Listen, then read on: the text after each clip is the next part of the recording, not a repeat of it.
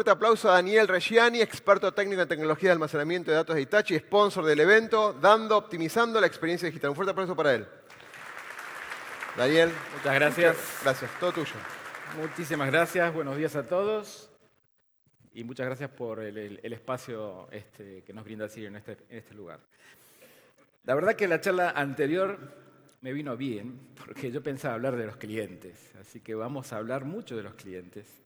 Principalmente porque el origen de esta charla tiene que ver un poco como las empresas que generamos infraestructura, nos basamos mucho en las innovaciones que trae la propia transformación digital, es decir, la tecnología aplica inteligencia artificial y machine learning desde hace bastante tiempo para generar mejores productos, pero esas innovaciones que tienen un ciclo, digamos, de maduración, esas innovaciones en general son filtradas por los clientes, por ustedes, por los usuarios. O sea, para que eso tenga valor, en el fondo, tiene que tener una aceptación del lado del usuario, tiene que tener un valor. No es que todo lo que creamos es maravilloso, sino que además tiene que tener un valor para ustedes. Entonces vamos a tratar de hablar un poco de cómo la industria se mueve creando innovaciones, ¿sí? Cómo son los ciclos de esas innovaciones, pero además cómo los clientes ven esas innovaciones y las filtran de acuerdo a cómo ellos entienden que tienen valor para ellos. Y creando una simbiosis entre esos dos mundos, ¿cómo sería la hoja de ruta que nosotros como creadores de tecnología seguimos para crear nuestros propios elementos, digamos, de negocio? Entonces,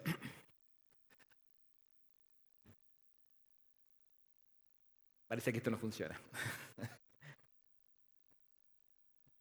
Ahí va, ahí va. Bien, entonces yo para comenzar, digamos, a ponernos en contexto, me voy a basar en este gráfico de Gartner que es muy conocido, digamos. O sea, Gartner lo hace todos los años, esto se llama Hype Cycle, y de alguna forma esto muestra cómo evolucionan las innovaciones en la tecnología. De hecho, Gartner hace como 90 reportes de estos para todas las industrias. Este en particular es para las tecnologías que tienen que ver con la información, de TI. Y este gráfico, digamos que muestra así como una curva ascendente que luego se atenúa, mete adentro, digamos, en 5 espacios bien definidos, digamos, todo lo que se crea en las incubadoras de ideas, en las universidades, en las empresas, como ideas de innovación. Digamos, lo que ven acá, en el primer cuadrante o en la primera parte del gráfico que se llama el disparador de innovaciones, son todas innovaciones que tienen distintos ciclos de vida, ¿sí? Por eso tienen distintos colores, digamos. Se pueden dar en un año, en 5 años, en 10 años, pero como verán están todas amontonadas ahí en el primer cuadrante. Lo que Gartner quiere graficar acá es que las expectativas, esas expectativas sobre esas innovaciones, se exageran en general. En general ocurre que alcanzan un pico máximo, donde dice pico de innovaciones o de expectativas infladas, así lo llama Gartner, en donde, digamos, la industria cree que puede dar su máximo valor. La industria. ¿Está bien? Lo que ocurre después, y eso generalmente ocurre también con otras industrias, es que las innovaciones comienzan a caer en una especie de descreimiento, ¿sí? O sea, cuando empiezan a transformarse en algo que son un producto, una solución, una característica, uno comienza a ver la realidad, bajarlo a tierra, decimos nosotros, y cae en algo que se llama el valle de la desilusión, que es esa curva que baja. ¿Sí? Del valle de la desilusión luego comienzan a repensarse esas ideas y comienzan a caminar la rampa de la iluminación, son nombres raros que le pone Gartner, para finalmente estabilizarse en lo que se llama la meseta de la productividad. Como verán, la mayoría de las innovaciones están en este lado. De aquel lado todavía no hay nada. ¿Sí? Eso tiene que ver un poco con el ciclo, tiene que ver con lo que se habló al principio de este evento, de que las empresas que ponen el capital compren las ideas y inviertan en esas innovaciones, pero fundamentalmente hay un factor que determina el valor de la innovación. Un factor que dice, esto sirve o no sirve para mi negocio. Y son ustedes, es el cliente. El cliente es quien en definitiva le va a decir a todos los que han pensado este tipo de cosas si eso me va a servir para mejorar mi negocio. ¿Sí? Acá, para darse una idea, en esta parte transitó la inteligencia artificial con todos sus sabores, el machine learning y todo lo que estamos hablando hoy en día. Entonces, ya que hablamos de clientes, vamos a ver lo que piensan los clientes. ¿Ok? Y para eso voy a usar información propia, digamos.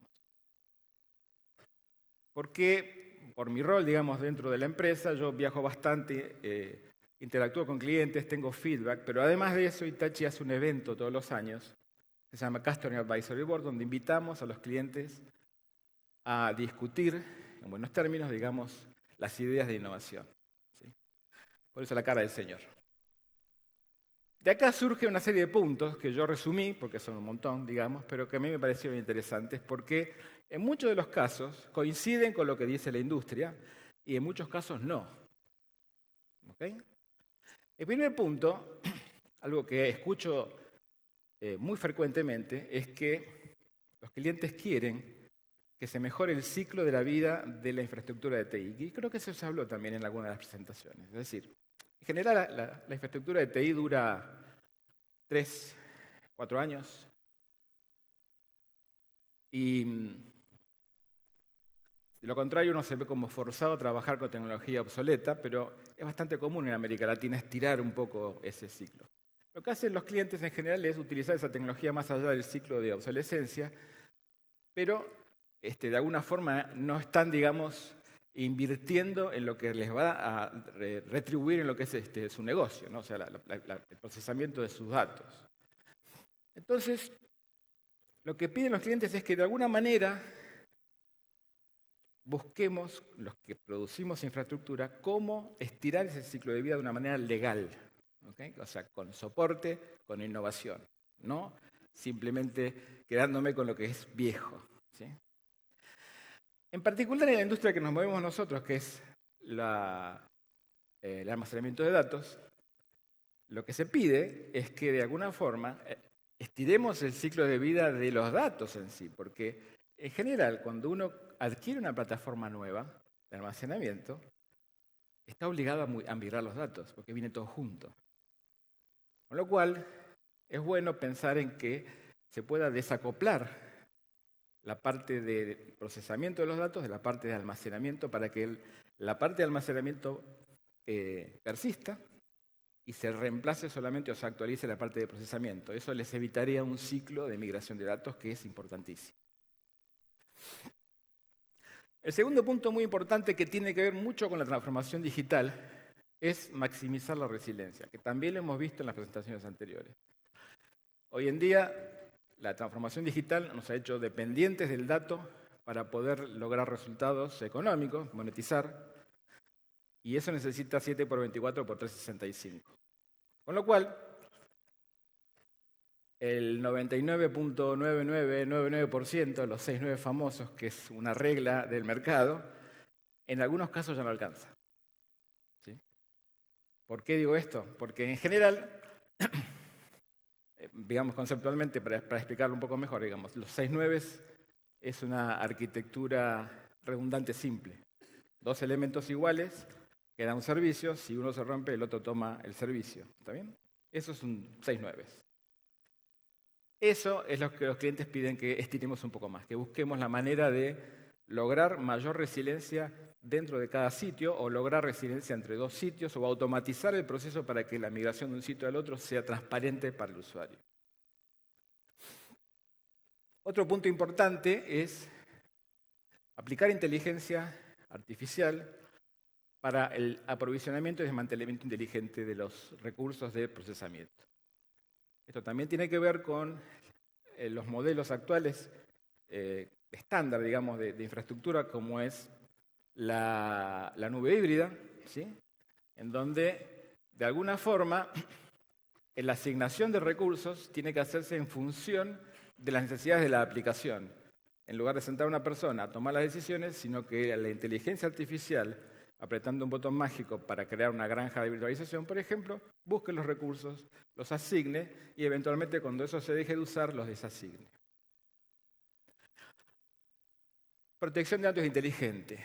Esto tiene mucho que ver con la ciberresiliencia. En realidad no tenía que ver, ahora sí tiene que ver. ¿Qué ocurre acá? La criticidad de las aplicaciones ha hecho que, las que mantienen, digamos, a la empresa viva, ha hecho que los clientes busquen una estrategia diferenciada de protección de datos. ¿Sí? ¿A qué me refiero con esto? Las aplicaciones críticas se protegen de una manera distinta que las aplicaciones que no son críticas. Me refiero a backup, a respaldos. O sea, lo que se busca es proteger el dato lo más cercano posible al momento en que se crea, al momento en que se modifica. De esa manera, las ventanas para volver a un estado operativo son más o menores de procesamiento. Eso se hace generalmente con medios de almacenamiento más rápidos. Y casi todos los que fabricamos tecnología de almacenamiento de datos tenemos nuestra estrategia de protección de datos dentro del equipo. ¿Sí? Snapshot, básicamente. Pero ¿qué ha ocurrido ahora? Con la proliferación de los ciberataques, además, esa capa de protección de datos inteligente tiene que ser una capa más dentro de la estrategia de protección contra el ciberataque. ¿Sí? O sea, si el ataque pasó y llegó al almacenamiento, tiene que tener algún mecanismo para poder volver inmutable esas copias de protección. ¿Okay? O detectar que están siendo encriptadas. Cumplimiento automatizado de políticas y regulaciones también tiene que ver un poco con lo mismo. En general, los clientes que son de industrias reguladas, ¿sí? Bancos, empresas de seguro, empresas de salud, los que tienen un banco central detrás o una superintendencia que los obliga a guardar información de determinada forma por determinada cantidad de tiempo, ese tipo de regulaciones se aplican, no se pueden aplicar a mano. ¿Está bien? O sea, es otra aplicación más en donde la inteligencia artificial da beneficios. Es decir, por ejemplo, embeber en los metadatos de la información alguna información que haga que tome la decisión de almacenar la información de determinada manera, con determinadas características, con determinados niveles de protección.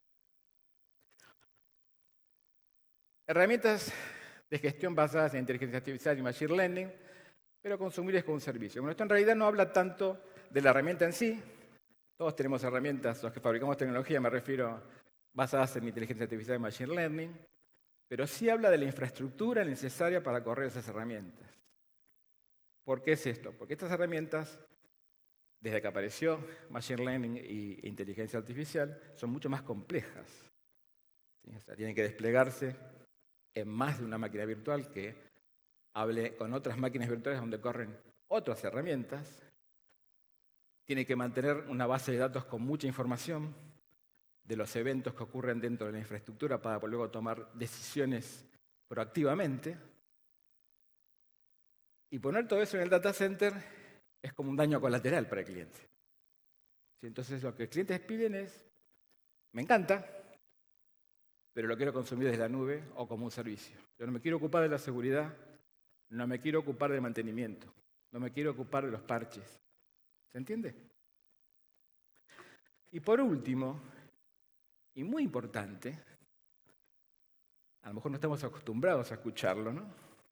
Los clientes quieren que pensemos en entregar tecnología sustentable. Ya no es algo que es nice to have, esto es algo que ya es mandatorio e inclusive es mandatorio en América Latina. Esto empezó con empresas europeas, donde está regulado hace bastante tiempo, que tienen subsidiarias acá, pero ahora ya lo pide todo el mundo y yo lo veo escrito en los RFPs. O sea, es mandatorio cumplir con este tipo de iniciativas. La razón de esto es muy objetiva. ¿Sí? La razón es que el 4% de los gases de efecto invernadero son generados nada más y nada menos por los data centers. Entonces nosotros que generamos infraestructura, sería irresponsable de nuestra parte no ayudar a nuestros clientes en sus propias iniciativas con productos que no cumplan con ese tipo de requerimientos. ¿Okay? Entonces, veamos ahora cómo sería la hoja de ruta, digamos, o sea, hacer una especie de simbiosis entre lo que la industria por un lado plantea y lo que los clientes tratan de imponer. El primer punto es obviamente que la infraestructura apropiada es aquella que está preparada para la nube híbrida. Esto puede parecer una verdad de perogrullo en este momento, porque todo el mundo lo sabe, pero es particularmente difícil en la industria que nos movemos nosotros, que es el almacenamiento de datos. ¿Sí? O sea, eso está muy maduro en lo que es procesamiento. En lo que es tecnología de almacenamiento de datos hay algunas barreras todavía para tener soluciones híbridas. Y el principal factor, el principal enemigo es la latencia. La latencia, además de ser una barrera en muchos casos, es cara para poder contratar, digamos, menos latencia colocando, digamos, alguna infraestructura en la nube. Entonces, como les decía, en el mundo del almacenamiento esto es más complicado. Lo que hemos pensado nosotros es el mismo sistema operativo que tienen nuestras soluciones de almacenamiento, que son hoy en día appliances, que están dentro del centro de datos, son on-premise, lo hemos portado en infraestructura hiperconvergente. Un proyecto que tardó unos cuantos años, pero eso ahora permite al cliente que tiene una estrategia de movilizarse hacia la nube, desplegar un almacenamiento de Hitachi en la nube, privada o pública, que hable la misma línea de comandos que lo que tiene en el centro de datos. Entonces, de esa forma, le facilita mucho la vida en llevarse los datos a la nube para sus nuevas iniciativas, ida y vuelta. La infraestructura del futuro debe ser más resiliente, confiable, escalable, durable, automatizada y sustentable.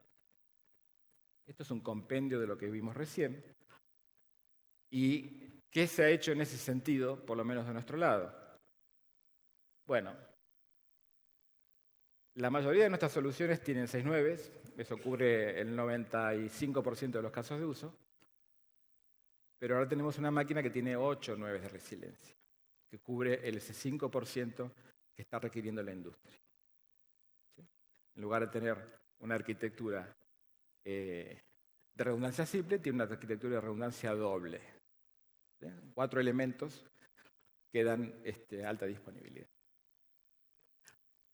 Con respecto a la sustentabilidad,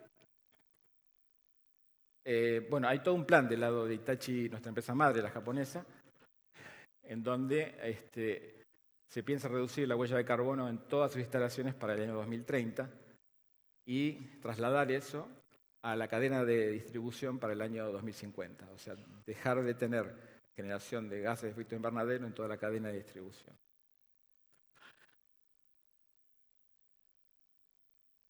¿Qué es lo que los clientes esperan que la TI incluya? Bueno, esto sí tiene que ver con los casos individuales de cada cliente, digamos. Bueno, extender el ciclo de vida de los productos mediante funcionalidades embebidas para facilitar, digamos, el refresco tecnológico. Bueno, eso también ha hecho que pensemos mucho en cómo cambiar un poco la arquitectura de nuestros productos y crear no solo hardware que se pueda apagar y prender individualmente componentes de manera modular, sino además, mediante inteligencia artificial, migrar las cargas de trabajo para poder lograr desacoplar la parte de procesamiento de la parte de almacenamiento.